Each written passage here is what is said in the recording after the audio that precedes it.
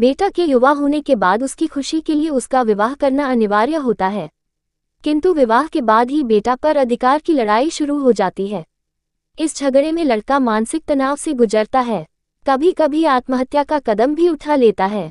ऐसा मैंने देखा है। बेटा की माँ बेटा के विवाह के बाद बेटी की माँ की तरह बेटा पर अपना अधिकार छोड़ना नहीं चाहती है। बहू सोचती है, मेरे पिता ने अपने पसीने की कमाई दहेज के रूप में देकर उनके बेटा का मूल्य चुका दिया है।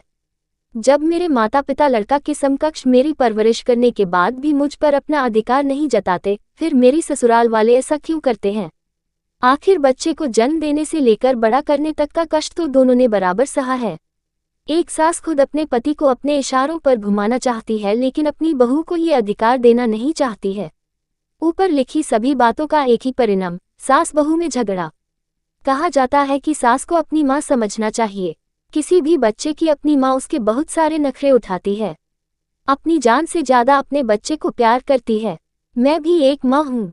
क्या मैं सास बनकर बहू के साथ अपनी बेटी जैसा व्यवहार कर पाऊंगी? यदि नहीं तो बहू के द्वारा सास को माँ नहीं समझने के लिए जिम्मेदार कौन है?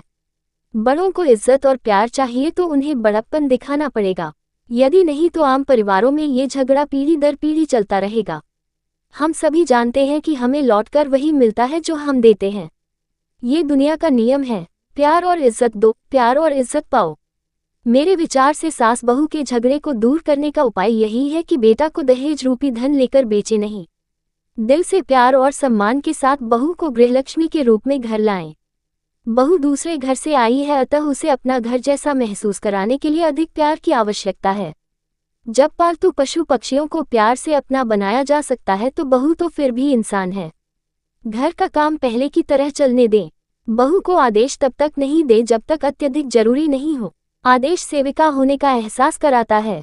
बहू खुद ही सबको काम करता देखकर काम में सहयोग करेगी। बहू को ताना नहीं दें, उसे किसी भी तरह का अप्रिय वाक्य नहीं बोलें। जहाँ तक संभव हो बहू से मीठा बोलें। बहू को जितना संभव हो खुश रखें। याद रखें, एक बहू के साथ व्यवहार का रिश्ता होता है। अच्छा व्यवहार करने पर ही अच्छा व्यवहार की उम्मीद की जा सकती है। किसी भी सास की सबसे बड़ी खुशी उसके पोते पोती बहू की वजह से ही अच्छा परवरिश पाते हैं। अकेले पिता बच्चे का समुचित विकास नहीं कर सकता है।